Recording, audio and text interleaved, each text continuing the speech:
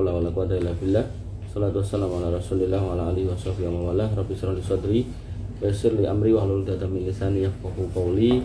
Rekan-rekan sekalian, alhamdulillah, bersyukur kita aturkan kehadirat Allah atas limpahan nikmat yang kita terima. Kita masih bisa berkumpul untuk belajar lagi agama, dan tema yang diberikan kepada saya untuk sore hari ini adalah tadabbur dan refleksi tujuan hidup seorang hamba di dunia sampai akhirat.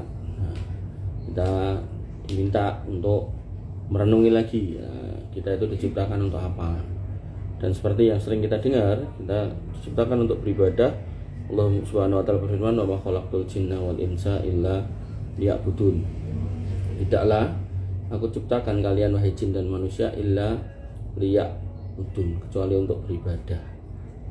Ibnu Katsir mengatakan illa li'amurahum bi ibadati, yaitu agar mereka itu senantiasa beribadah kepadaku. Jadi jenengan itu sebenarnya hidup itu untuk ibadah. Nah, dalam proses perjalanannya tentu ada hal-hal yang menyimpangkan diri kita dari ibadah.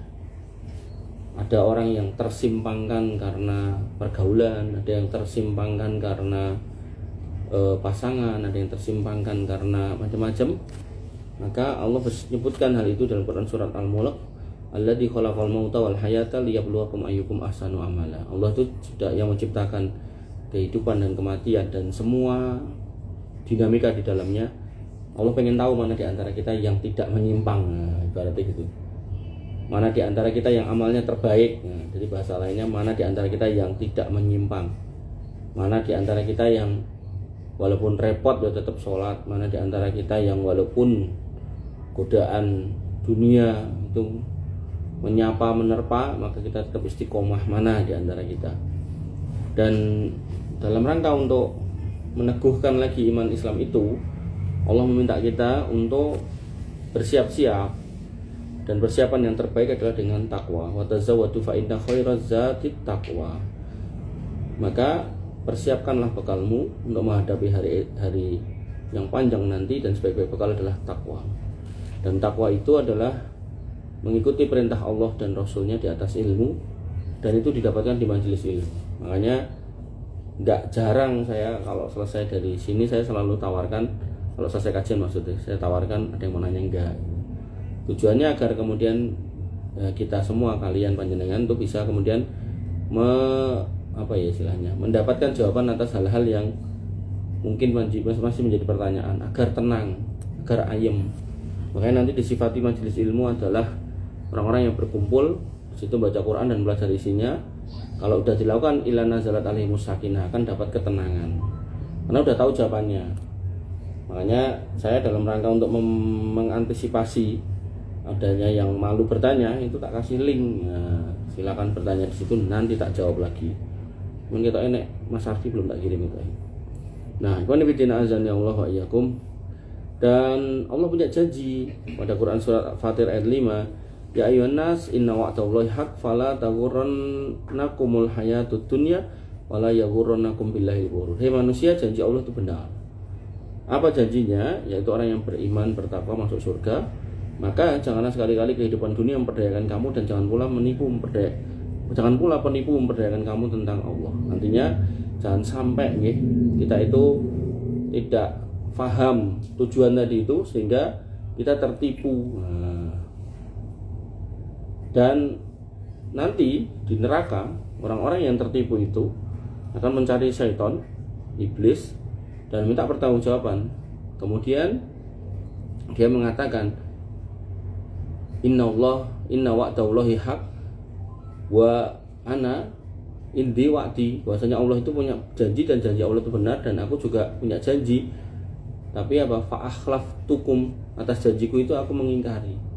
Nah, di akhir kalimat dia mengatakan fala talumuni walumu anfusakum. Jangan salahkan diriku, tapi salahkanlah dirimu sendiri yang tertipu. Makanya yang manifidin azani Allah wa iyyakum, agar jangan sampai kita tertipu, maka Allah sudah menyebutkan dalam Quran surat Taha ayat 123, "Faman ittaba'a hudaya fala yadhillu wa la yasqa." Siapa yang kemudian mengikuti petunjukku, artinya jadi orang Islam, mempelajari Islam yang benar itu seperti apa, maka itulah orang yang nggak akan sesat dan nggak akan celaka. Tapi nek nggak mau ngikuti ya berarti kebalikannya, ya sesat ya celaka. Nah, kemudian sebutkan pada Quran surat Al-Asr ayat 1-3, bahasanya nilai kehidupan seorang muslim itu ketika benar tujuannya, yaitu apa? Innal insana lafi khusrin, manusia itu dalam kerugian, illal ladzina amanu, kecuali yang beriman, wa amilus sholihat, dan beramal sholih, wa tawassaw bil haq, dan saling menasihati pada kebenaran. Kayak gini kajian, majelis ilmu, obrolan-obrolan yang bermanfaat. Wa tawassaw bis sabr, dan saling menasihati pada kesabaran. Kenapa harus ada yang menasihati karena di atas kebenaran? Karena jiwa manusia itu condongnya pada hal yang jelek. Inna nafsal amaratum bisu. Jiwa kita itu condongnya pada yang jelek, maka harus selalu kita perdengarkan ajakan-ajakan kebaikan. Nah, kenapa harus ada yang mengajak atau menasihati pada kesabaran? Karena kita setiap hari, setiap saat akan kena musibah, apapun bentuknya. Ya maksudnya kita itu ya enggak, kalau enggak saya kamu, itu giliran lah gitu. Bukan berarti terus saya terus atau kamu terus, enggak, gantian. Nah, begitu kemudian kita termasuk yang enggak kena musibah, maka kita nasihati kesabaran pada yang kena musibah gitu. Karena biasanya orang kalau kena musibah itu ya, itu biasanya yang terpikir adalah kesedihannya dulu. Sabarnya itu rodok telat. Makanya dalam hadis Nabi mengingatkan bahwasanya yang namanya sabar, as-sabru inda sodamatin ula. Sabar itu ketika cobaan pertama kali datang. Nah, kadang manusia itu dengan kualitas keimanannya yang mungkin kurang baik pada saat kena musibah, itu pas datang cobaan pertama itu marah-marah, ngamuk-ngamuk.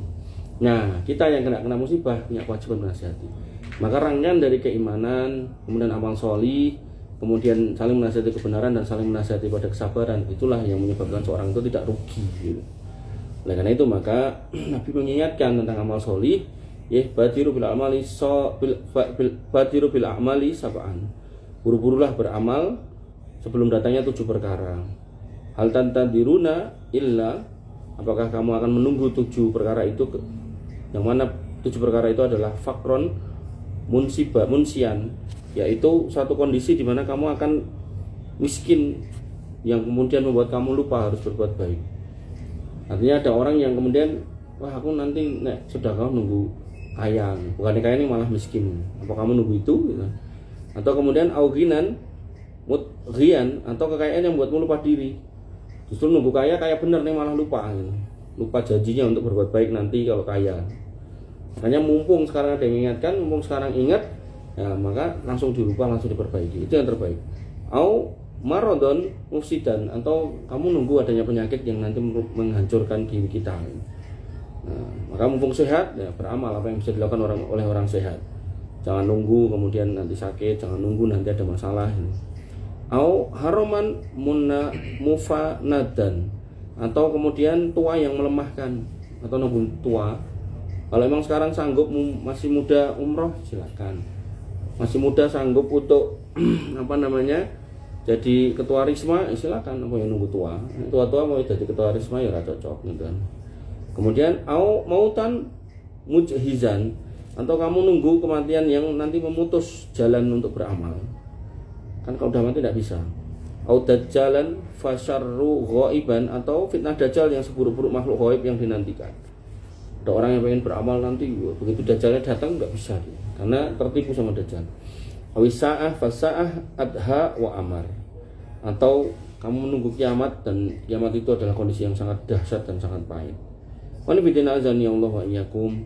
Nah, maka dengan semua yang saya sampaikan tadi, kemudian Nabi SAW mengingatkan inna dunya daru amal wal akhirah darul jaza.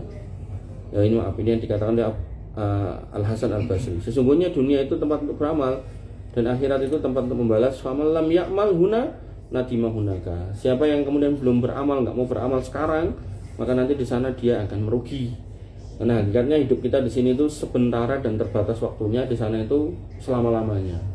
Artinya kalau masa muda kita habis untuk bermaksiat, masa tua ya habis buat bermaksiat, naudzubillah mati di atas maksiat, maka nanti di sana enggak bisa diperbaiki. Maka mumpung masih ada kesempatan di dunia, kita perbaiki sedikit-sedikit tapi pasti gitu. Apa sholatnya bolong-bolong ya jauh bolong, jilbabnya jilbaban bolong-bolong ya mulai hari ini jangan bolong gitu kan. Artinya jilbaban terus, mau di kantor mau di rumah mau pakai jilbab. Atau mungkin ada yang belum sunat ya gendang sunat gitu.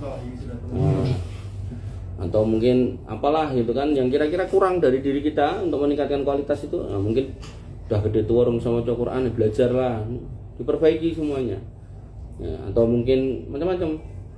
Ada yang rukun Islam tidak hafal yang dihafalke, rukun iman nggak hafal yang dihafalke gitu kan. Atau mungkin surat-surat pendek belum hafalkan. Masuk dari dulu kalau sholat cuma Al-Fatihah terus habis itu waladolin amin alif lam mim terus Allahu Akbar. Nah, itu kan kurang tepat ya. Ya walaupun sholatnya sah tapi kurang afdol lah. Nah, dan Allah menyebutkan orang-orang yang terlena dengan dunia, lupa dengan akhirat, itu adalah orang-orang yang rugi. Pada Quran surat Al-A'la ayat 16-17, bal tu'sirunal hayatad dunya wal akhiratu khairu abqah. Tapi kamu orang-orang kafir memilih kehidupan dunia padahal akhirat itu lebih baik dan kekal. Ibnu Katsir mengatakan hadza zammun liman athara dunya alal akhirah. Ini ayat celaan bagi orang yang mengutamakan dunia di atas akhirat. Artinya jangan sampai kita nanti menjadi orang yang cela, orang yang hina di akhirat karena kita mengutamakan dunia daripada akhirat. Jadi dunia itu kita jadikan sebagai sarana untuk menuju akhirat. Jangan sampai kita lupa menuju akhirat akhirnya ngejar dunia toh. Nah, sering saya contohkan misal dari satu kota ke kota lain itu melewati rest area. Rest area itu kan tujuannya buat buang air, buat sholat, istirahat, sama isi bensin gitu kan, atau buat makan atau minum gitu kan. Nah, kalau ada orang yang masuk rest area nggak mau keluar lagi, pengen tinggal di situ, nah, maka itulah orang yang lupa dengan tujuannya mau kemana. Dan memang rest area, beberapa rest area itu kan dibikin bagus dengan fasilitas yang macam-macam, ada mallnya, ada restorannya gitu kan, mungkin ada hotelnya gitu kan, hotel apa kayak sing kotak tok mlebu gitu, yang hotel apa? Ini Solo udah ada hotel kayak gitu, itu cuma buat tidur sejam 2 jam, ya. Oh iya, hotel kapsul gitu-gitu. Nah, maka jangan lupa kalau kita ke rest area itu cuma buat tadi urusan-urusan tadi. Begitu udah selesai ya lewat. Makanya Ikhwan Fillah, Nabi mengingatkan, kun fid dunya ka'annaka gharibun aw abirus sabil. Jadikan dunia itu hanya sebagai tempat di mana engkau itu kayak orang asing atau pengembara. Berarti apa tuh? Ya mampir tok baru lewat nah itu. Jangan sampai kemudian berpikir aku kudu ning kene sak terus. Enggak ada. Enggak ada. Bahkan kita melihat orang kaya yang paling kaya pun dia juga akan meninggalkan dunia. Orang hebat yang paling hebat, orang kuasa yang paling kuasa pun meninggalkan dunia. Entah mau ngomong ke siapa, mau ngomongkan orang zaman dulu, Fir'aun ya sudah mati, Qarun sudah mati, Haman sudah mati, Abu Jahal sudah mati, Abu Lahab sudah mati, siapa? Kita mau nyebutkan orang sehebat apapun sudah pada mati semua. Raja Inggris ya mati, Raja Perancis ya mati, ya. Raja Jawa mati, sudah ganti yang beberapa itu. Makanya pada akhirnya semua kita akan mati. Dan dalam perjalanan itu semua, innamal a'malu binniyat wa innamal likulli imri'in ma nawa. Kita akan dimintai pertanggungjawaban atas semua yang kita kerjakan dan semua itu tergantung niat kita. Nah, kita dulu kerja niatnya ibadah, ya insya Allah akan bernilai ibadah. Tapi kalau kerja niatnya hanya untuk ngejar dunia, ya nggak akan dapat nilai apa-apa di akhirat.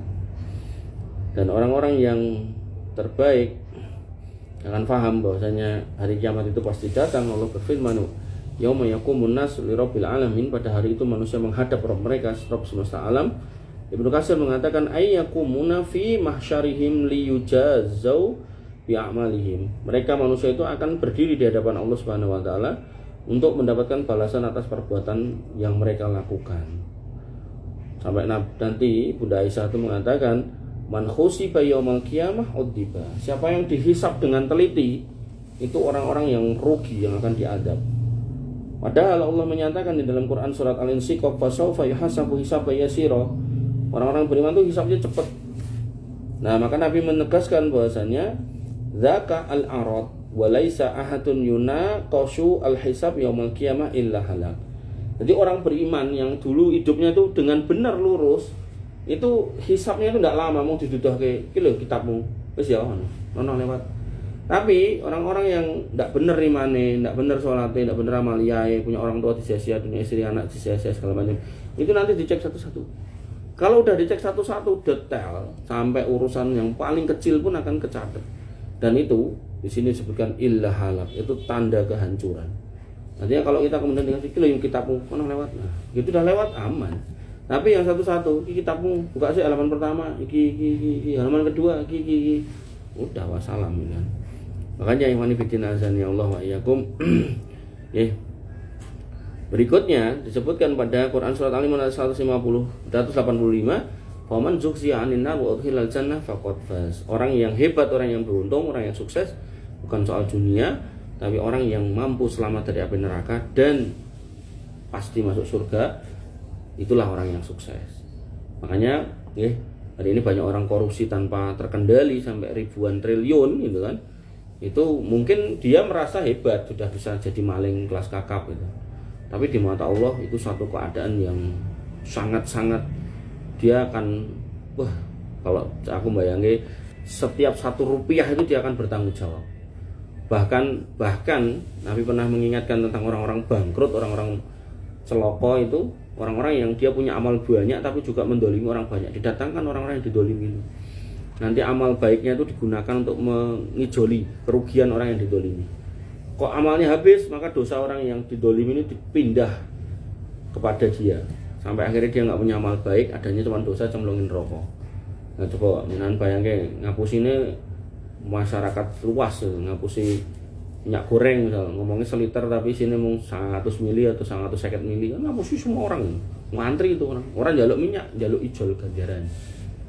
Terus ngedol pertalit nganggo rego pertamak gitu, berapa juta orang dibohongi gitu kan. Atau kemudian jual beras oplosan, atau mungkin macam-macam kan yang terjadi di negeri kita ini.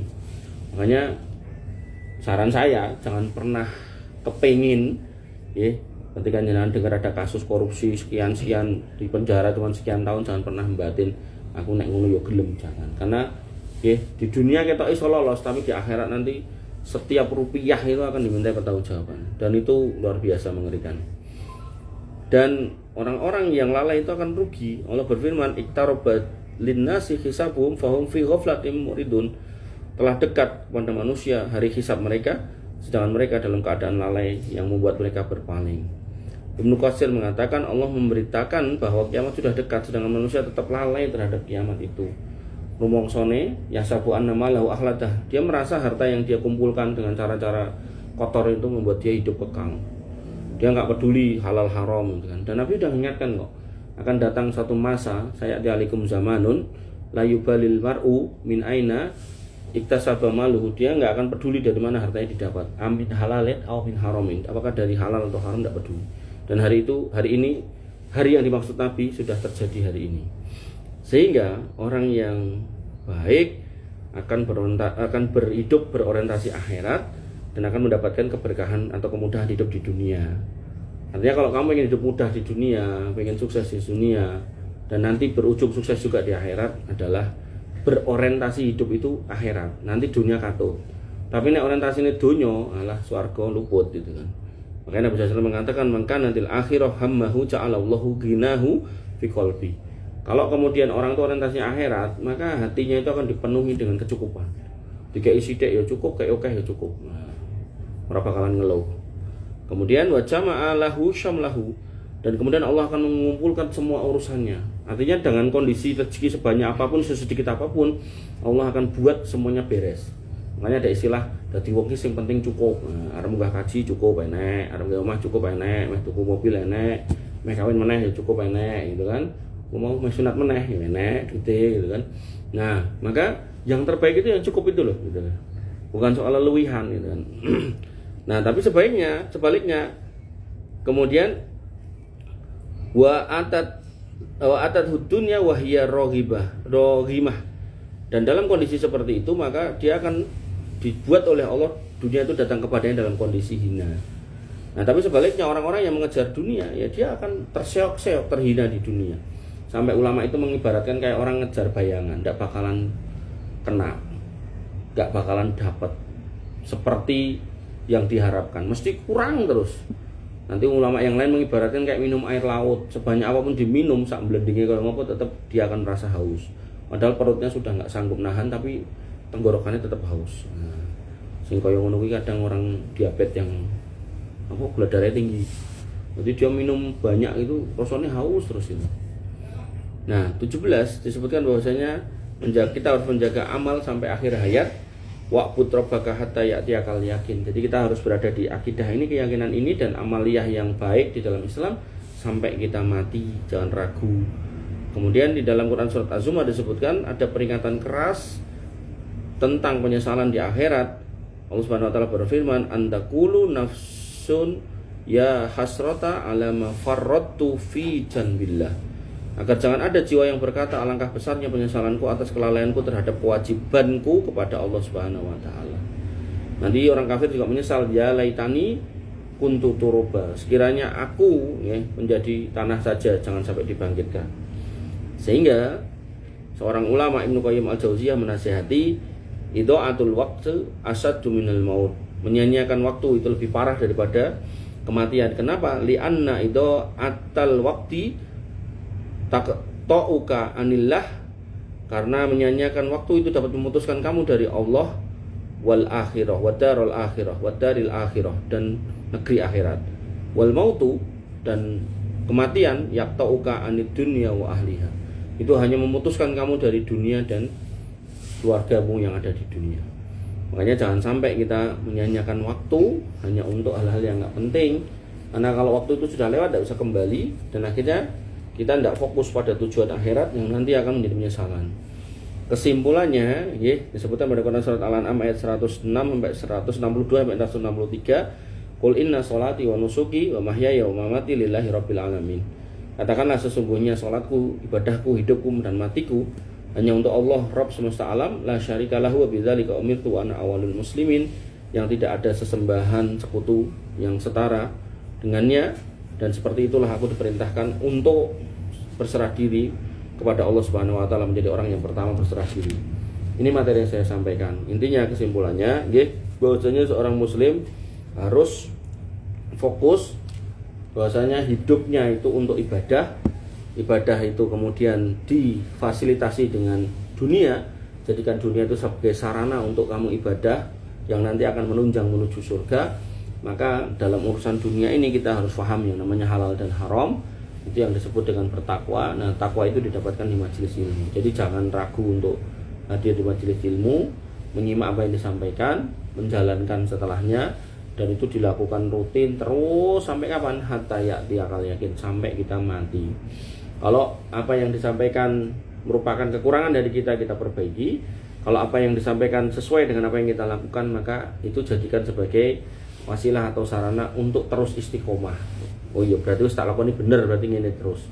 Kalau kemudian dengan ragu, maka fas'alu ahla dzikri in kuntum la ta'lamun. Jangan ragu untuk bertanya. Pertanyaan atau jawaban yang kau dapatkan itu nanti digunakan untuk sebagai bentuk meneguhkan lagi jalan cerita hidup kita. Dan setiap masa, setiap usia, setiap tahapan hidup itu permasalahannya beda-beda. Jadi mungkin yang belum punya anak, pertanyaannya ya seputar jodoh. Nanti nek duwe anak, pertanyaannya seputar anak. Atau udah punya istri belum punya anak, pertanyaannya gimana punya anak. Nanti nek udah sepuh, pertanyaannya sakit ini obatnya apa atau doanya apa. Nanti nek makin mendekati kematian, pertanyaannya sudah mengarah-ngarah kepada bagaimana kemudian husnul khotimah dan seterusnya. Maka apapun itu, dengan nikmati perjalanan ini, jangan sampai terlena. Halal haram jangan sampai ditabrak, yang haram jangan sampai ditabrak. Ada yang mau nanya enggak? Kalau nggak ada tak tutup. Ayo mas, tanya mas. Mbak ya boleh ini. Masih 15 menit, masih telat ya 15 menit. Tambah 15 menit wes. Jadi masih setengah jam. Ayo mbak, mas. Mbak yang di pojokan, yang raketok. Oh, tanyalah. Dan koncone terpancing. Enak pas mati kan buka kata yang di Sabtu ini kan sholat. Ya. Nah itu tak pas ada itu salah satu surat Al-Munafiqun kayaknya, nggak salah. Gimana? Suruh bersedekah, nek dikasih umur hidup umur lebih itu.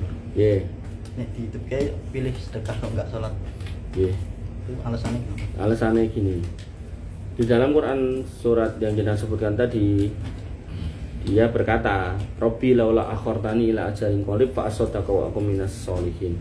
Ya Rob, mbok yao sekiranya saya dikasih waktu sebentar loh ya, sebentar. Fa asaddaqa wa akum minas sholihin. Sebentar saja, maut saya mundur, maka aku akan sedekah. dan aku jadi orang yang soleh. Kenapa? Pertanyaannya bagus. Nek sholat itu butuh waktu, nek sedekah ora.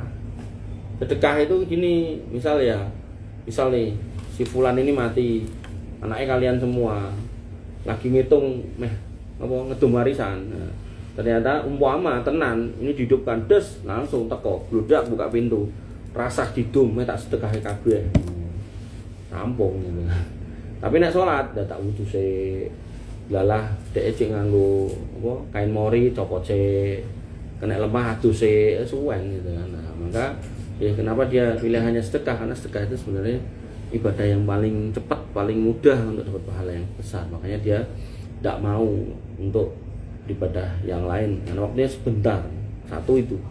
Kemudian yang kedua, ketika harta itu disedekahkan, dia nggak akan ditanya gitu. Hartamu kayak anakmu sing iki tukang mendem kok piye. Tak tanya gitu. Tapi nek sedekahke aman gitu. Nah, itu. Makanya sebenarnya ini nasihat buat kita yang masih hidup, kalau pengen mendapati apa yang sudah kamu usahakan di dunia, nanti di akhirat ya sedekahkan. Yo ora kudu kabeh gitu kan. Artinya kalau kamu bisa sedekah kayak zakat itu biro 2,5% itu kan udah bagus gitu kan. Artinya dari gajimu UMR misal kamu sedekahkan 10.000 atau 20.000 udah bagus. Istiqomah aja. Karena nanti ada orang yang gajiku UMR masuk sedekah, giliran jadi bos manajer ya tetap pegah. Karena yang namanya jiwa-jiwa kikir pelit itu tuh kalau nggak dilawan sejak radidit itu buat sugih tetap pelit gitu. Dan banyak orang, saya mungkin pernah cerita di sini ya, ada orang itu punya duit sampai belasan miliar itu tukang parkir zaman tarif parkir 500 ini kayak 1.000 ngono yo mentolong ngenteni susuk. Tukang parkirnya ngomong ngapunten Pak mboten enten susuk. Nah, soal ngapusi orang kan terserah dia ya, si tukang parkir itu loh. Umpama tenan gitu loh. Iki dhek yo mangejolke sik 500. Padahal 500 itu ndak akan bikin dia tambah kaya. Si orang kaya ini loh juga nggak akan membuat si miskin ini jadi kaya ya enggak. Tukang parkir biasanya kan ya monggo ngasih makanan istrinya kan. Si kaya ini juga akan kehilangan duit sehingga jadi miskin. Ngono kuwi tak eleke yo iso jawab kok. Bro, aku mau rasa mbok jaluk susuke wae. Kowe ya dadi kere kono ya dadi sugih. Jawabane ngene. Sak yuta kuwi anggar kelong 500 ora tembunge ra sida dadi sak yuta. Padahal dite miliaran pada zaman itu. Nah, saiki berarti kan udah puluhan miliar gitu. Makanya jiwa-jiwa kerdil itu nek enggak mbok latih dari sekarang. Wah, engko nek kamu jadi orang sugih ya tetap jadi nguris gitu, jadi orang-orang pelit gitu. Wah, ini ada pertanyaan nih dari Instagram. Apakah tobat sekali seumur hidup? Enggak ya, tobat itu diulang-ulang kayak kamu makan gitu. Kamu lapar makan gitu. Terus ngelak minum, lapar makan lagi, haus minum lagi. Makanya orang kalau kemudian melakukan kesalahan diulang lagi bertobatnya. Dan Nabi itu orang yang terjaga dari dosa, itu namanya maksum, terjaga. Tapi Nabi istighfar itu sehari 70 sampai 100 kali. Lah kita bendino nglakoni dosa, istighfare kok mung nek kelingan, itu sebenarnya kekeliruan yang fatal. Harusnya kita lebih banyak daripada Nabi SAW. Lah Nabi tahajud setiap hari kakinya sampai bengkak, lah kita mung rakaat tahajud loro tambah siji we kerep lali gitu kan. Ya harusnya kita lebih rutin. Makanya cobi direnungkan lagi ya. Pertanyaannya apakah tobat sekali seumur hidup? Enggak ya. Tiap hari, tiap saat kita istighfar. Nah, nek kelingan dosa langsung istighfar, kelingan dosa langsung istighfar. Apakah berkali-kali tobat berarti mempermainkan agama? Enggak ya. Jadi itulah bisikan syaitan. Syaitan tuh kayaknya yang ngomong gitu. Kowe saiki mendem kok sore tobat. Sesuk ke mendem teh. Ngono kuwi jenenge mempermainkan agama. Mendingan tobatnya dirapel wae. Urung nganti dirapel mati ya overdosis. Nah, pemene karo ngrungokke son horek malah mati to. Pak Li apa Pak Dene sak ponakane loro gitu. Nah, makanya ya jangan sampai kita itu mendengarkan bisikan syaitan sing ngomongnya kosek-kosek nih malah tekan gitu loh. Jadi begitu kamu hari ini bermaksiat, maka segera bertobat. Maksiat segera tobat. Ya syukur-syukur ojo dibaleni neh lah gitu. Cuman maksudku ya nek pada akhirnya kamu terjatuh lagi di maksiat ya tobat lagi gitu. Jangan menyerah, jangan merasa nanti-nanti wae tak celengi. nanti tak rapel, enggak ya. Kita enggak tahu umur kita itu sampai kapan, kita enggak tahu. Makanya yang terbaik ya nek iso jangan berbuat maksiat gitu. Ya, tapi nek akhirnya jatuh dalam kemaksiatan ya segera bertobat. Gitu. Ada lagi yang mau bertanya? Mbak pojok. Langgananku Mbak pojok sama Riko. Mbak siapa tuh jenenge lali aku? Ria. Aria. Ria. Ria. Mbak Ria. Sing di batik gitu, Mbak. Gon solikin kuwi. Kok iya. Bu aku 3 kartu diskon 100% ngono nek duwe. Ayo, Bro, yang lain. Pak Wahyu. Pak Wahyu sing ndi? Oh, kuwi. Oh, lah kuwi Pak Ustad nek kuwi. Pak Yai nek kuwi. Ngger numpak ngrayai.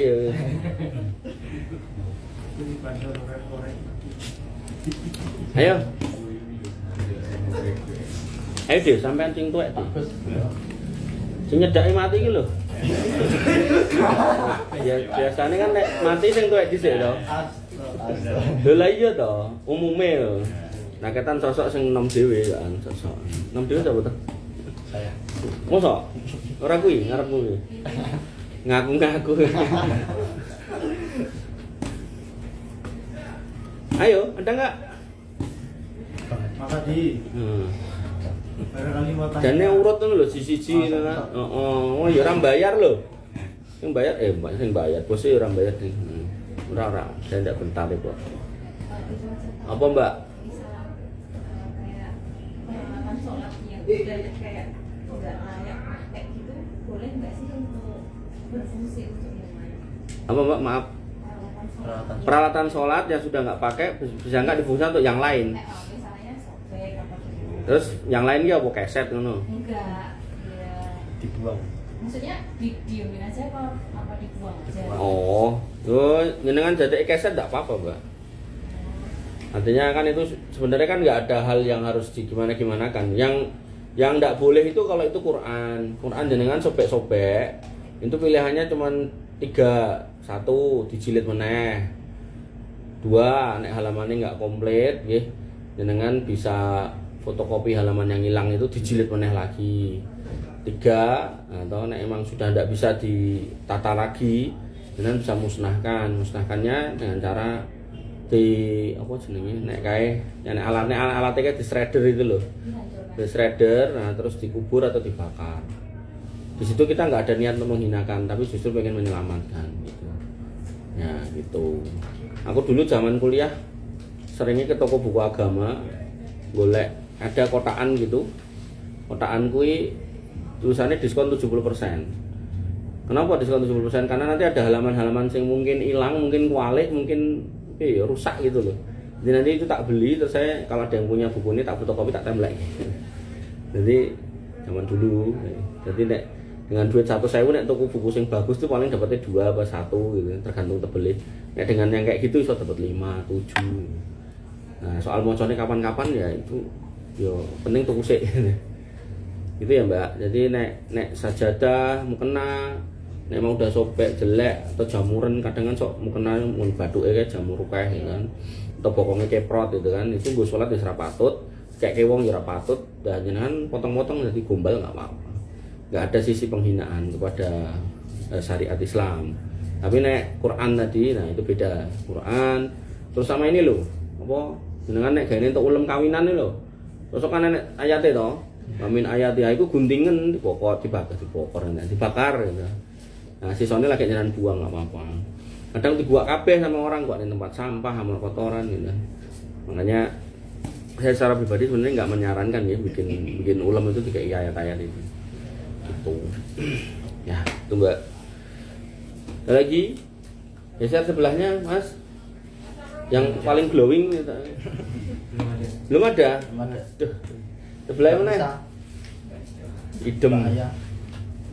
Aman. Ya pos kambling. Jazakumullah khairan wa iyyakum. Oke. Enggak ada, Tit. Kalau enggak ada kita tutup dengan doa. Baik teman-teman yang dirahmati Allah Subhanahu wa taala. Saya selalu mengingatkan nggih, ini wasilah yang dibikinkan oleh pimpinan panjenengan manajemen di sini nggih untuk memperbaiki keadaan kita, keimanan kita, menjaga terus agar istiqomah. Ya jenengan syukuri alhamdulillah enek sing ngekei gawean, enek sing ngekei pengajian gitu kan. Ya, maka itu nikmat yang luar biasa, betul. Dan biasanya lo ya, biasanya kalau kamu punya bos, alhamdulillah bosnya kan enek kan, tak rasani ra apa. Yo nek enek ya kadang tak sampaikan gitu.